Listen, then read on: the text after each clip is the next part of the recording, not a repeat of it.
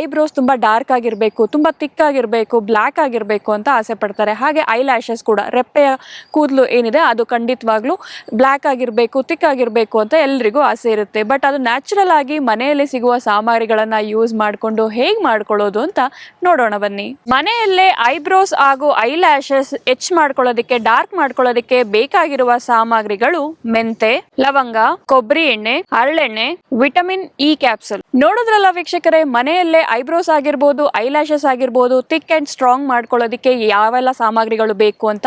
ಇಷ್ಟೆಲ್ಲ ಒಳ್ಳೆ ಇಂಗ್ರೀಡಿಯೆಂಟ್ಸ್ ಅನ್ನ ಬಳಸ್ಕೊಂಡು ಒಂದು ಒಳ್ಳೆಯ ಹೋಮ್ ರೆಮಿಡಿಯನ್ನ ಮಾಡೋಣ ಬನ್ನಿ. ಮೊದಲನೆಯದಾಗಿ ನಾನು ಸ್ವಲ್ಪ ಬಿಸಿನೀರನ್ನ ತಗೊಂಡಿದ್ದೀನಿ.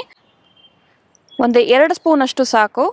ಇದಕ್ಕೆ ನಾನು ಒಂದು 5 ರಿಂದ 6 ಲವಂಗ ಹಾಕೊಳ್ಳೋಣ. ಹಾಗೆ 1 ಸ್ಪೂನ್ ಅಷ್ಟು ಮೆಂತೆ.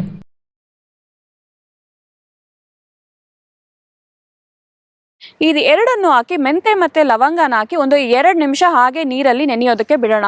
ಸೊ ಈ ಲವಂಗ ಮತ್ತೆ ಮೆಂತೆಯಲ್ಲಿರೋ ಅಂಶವೆಲ್ಲ ಆ ನೀರಿಗೆ ಇಳಿಬೇಕು, ಆ ಬಿಸಿನೀರಿಗೆ ಇಳಿಬೇಕು.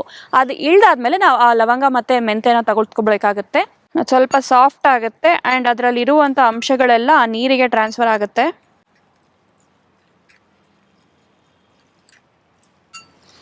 ಒಂದು 2 ಮಿನಿಟ್ಸ್ ಹಾಗೆ ಬಿಡೋಣ. ಓಕೆ, ಈಗ 2 ಮಿನಿಟ್ಸ್ ನೆಂದಿದೆ. ನೀವು ನೋಡ್ಬೋದು ಆ ನೀರನ್ನು ಇವಾಗ ನಾವು ಫಿಲ್ಟರ್ ಮಾಡ್ಕೊಳ್ಳೋಣ. ಅಂದರೆ ಲವಂಗ ಮತ್ತು ಮೆಂತೆಯನ್ನು ಸಪ್ರೇಟ್ ಮಾಡಿ ನಮಗೆ ಬೇಕಾಗಿರೋದು ಬರೀ ಆ ನೀರು, ಮೆಂತೆ ಮತ್ತು ಲವಂಗ ಏನು ನೆನೆಸಿಟ್ಟಿದ್ದೀವಲ್ಲ ಆ ನೀರಷ್ಟೇ ಬೇಕಾಗಿರೋದು. ಅದಕ್ಕೆ ಇವಾಗ ನಾವು ಒಂದೊಂದೇ ಇಂಗ್ರೀಡಿಯೆಂಟನ್ನು ಆ್ಯಡ್ ಮಾಡ್ತಾ ಹೋಗೋಣ. ಮೊದಲನೇದಾಗಿ ಕ್ಯಾಸ್ಟರ್ ಆಯಿಲ್ ಅಂದರೆ ಹರಳೆಣ್ಣೆ ಅಂತ ಏನು ತೊಗೊಂಡಿದ್ದೀವಲ್ಲ ಇದನ್ನು ಆ್ಯಡ್ ಮಾಡೋಣ.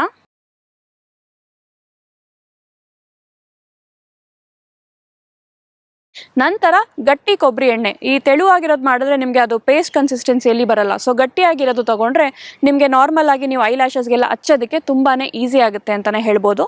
ನೆಕ್ಸ್ಟ್ ನಾವು ಗಟ್ಟಿಯಾದ ಕೊಬ್ಬರಿ ಎಣ್ಣೆನ, ಆರ್ಗ್ಯಾನಿಕ್ ಕೊಬ್ಬರಿ ಎಣ್ಣೆನ ಯೂಸ್ ಮಾಡೋಣ. ಫೈನಲ್ ಆಗಿ ವಿಟಮಿನ್ ಇ ಕ್ಯಾಪ್ಸೂಲನ್ನು ಹಾಕೊಳ್ಳೋಣ. 1 ರಿಂದ 2 ಹಾಕಿದ್ರೆ ಸಾಕು.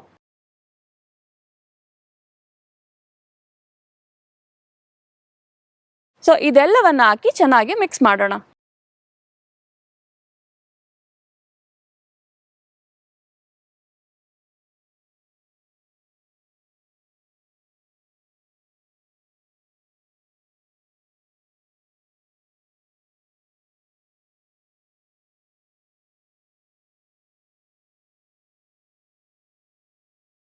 ಹೋಮ್ ಮೇಡ್ ಐಬ್ರೋಸ್ಗೆ ಒಂದು ಸೆರಮ್ ಅಂತಾನೆ ಹೇಳ್ಬೋದು ರೆಡಿ ಆಗಿದೆ.